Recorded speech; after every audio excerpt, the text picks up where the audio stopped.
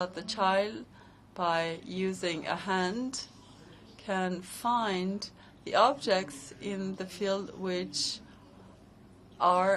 represent the ones that are on the screen, and he will have to drag and drop, click, etc. So that would be a good solution for children who are completely blind. Of course, braille lines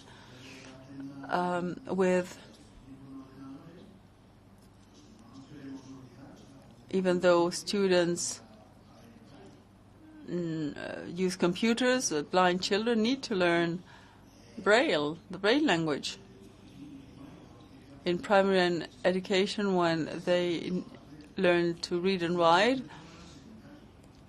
children need to learn their letters, and for a child, a blind child, then it will be Braille. And then we have touch screens for children who still are only partially blind, but who may have coordination problems. So it's easier for them to just use their fingers. And then we have the interactive screen, which are similar to touch screens. However, sometimes for children who still have some degree of vision, they can contact a teacher who is connected to a digital screen, and they can connect with the interactive screen in the child's desk, so that a child who is partially blind but who cannot see the blackboard, so that he can have access to the blackboard on his desk and be able to interact with the blackboard. And finally, we have the other tools that are very common, screen reviewers, which need to be used from a certain age.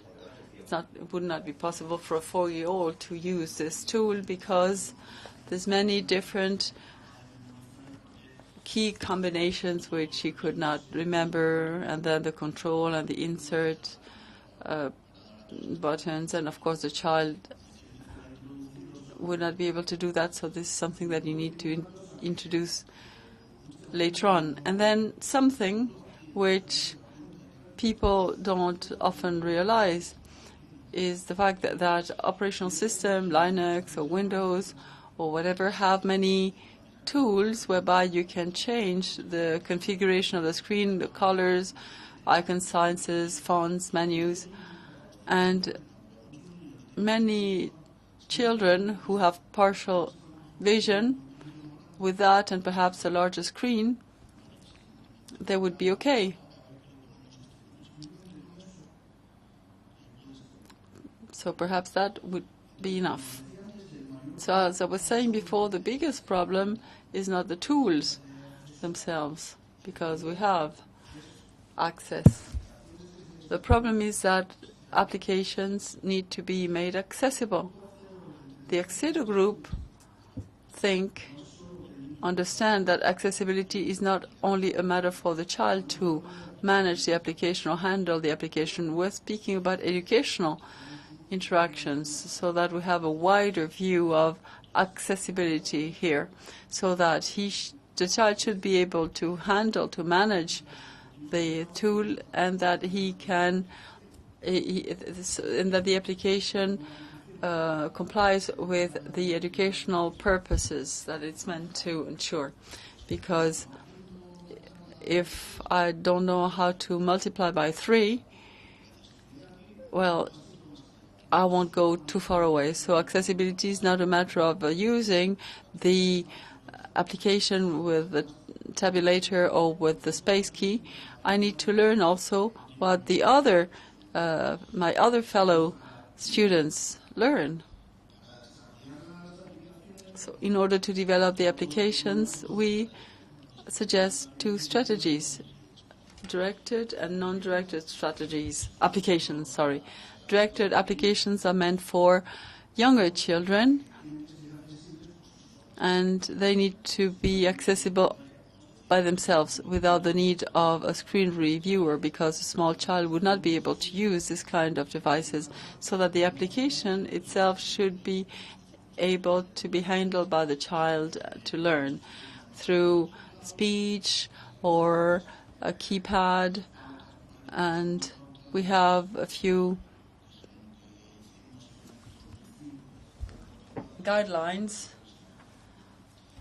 that were adopted in 2005, and you can check them up on the internet. And then we have the so-called non-directed applications, which will be for older children, and here accessibility is achieved through a screen reviewer device, so that we would not have to create a navigation order on the keyboard, because we would have that through the screen reviewers, and then with the right phrasing, also the screen reviewers would get activated.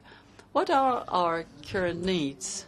Well, the needs are the same than when we began, to sort of advise, train, and raise awareness, especially raise awareness.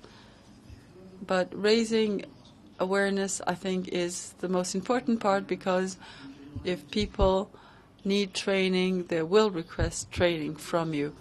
The important thing is that they need to be made aware of the fact that this is something necessary, but not only developers. Among developers, developers need to be aware of the fact that when they create a very beautiful program, let's say to learn about geography in Europe, that there might be a blind child who may want to use it, so that they need to take into account accessibility when developing the program. So we need to also raise awareness among teachers.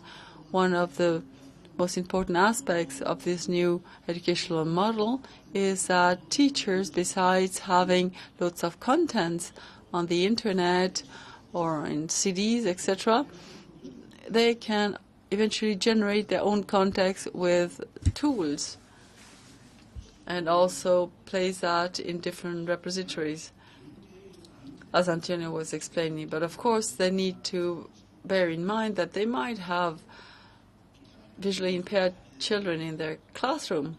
And of course, we need to explain to them how the applications should be made so that these population can use them. So this is, again, a matter of training. What are our challenges for the future? It is necessary to create regulations for accessing web pages, the WIPE guidelines. The UNED has a certain amount of accessible software, of accessible hardware, but none of these guidelines sort of takes on the contents or mentioned contents. 2 weeks ago, we met with them to see what could be done about educational software, educational contents, and it would be very convenient, and I was very glad to hear from Antonio that an author tool that is easy to use, user-friendly, so that the teacher can generate contents and the contents be made accessible without the teacher needing any sort of IT know-how. Because there's lots of contents on the web, but when speaking with teachers, what they tend to prefer is what they create themselves, because an author tool which also generates something accessible would be the tip-top. Now, as conclusions, we can say that ICTs are good for inclusion whenever contents are accessible, because so far small children would